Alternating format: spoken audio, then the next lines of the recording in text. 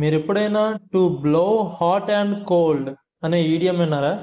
అంటే దీని అర్థం to be friendly and unfriendly at the same time or వెసిలేటింగ్.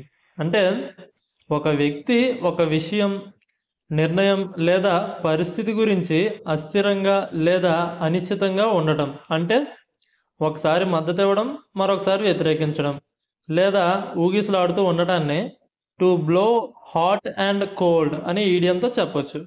దీనికి ఎగ్జాంపుల్ చూస్తే, he keeps blowing hot and cold on the decision to move abroad.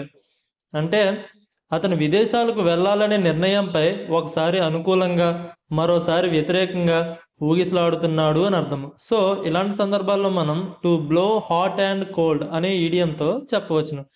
Video నచ్చినట్లయితే like చేయండి, వీలైతే subscribe చేసుకోండి. Thanks for watching.